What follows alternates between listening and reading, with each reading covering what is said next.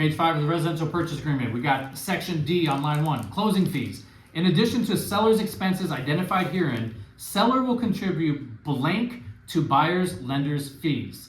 This is the amount of closing cost you as the buyer's agent are asking the seller to pay of the buyer's closing costs. So your buyer wants the seller to pay $10,000 of their closing costs or $5,000 of their closing costs. Whatever that number is, put it there. Do not put a percent, because there's a dollar sign to be correct. You have to put a dollar amount.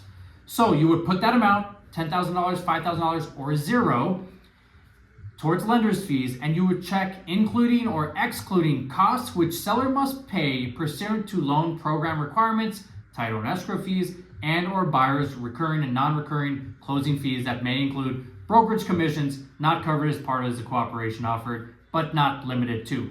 I always check excluding. It benefits my buyer. So if you want to benefit your buyer the most, check excluding. You will get the most of the closing costs. Different loan types, seen as FHA, VA, conventional, have different appraisal and financing requirements, which will affect the parties' rights and costs under this agreement. This really is also talking about the termite report. A seller must pay for the termite report with a VA loan. That does not eat into your $5,000 or $10,000 or whatever amount you're asking. Let me explain what closing costs are, because sometimes it's a concept tough, kind of interesting to grasp. Yeah. So what are closing costs? If I go to get a loan, I have to pay for an appraisal. I have to pay the lender their point.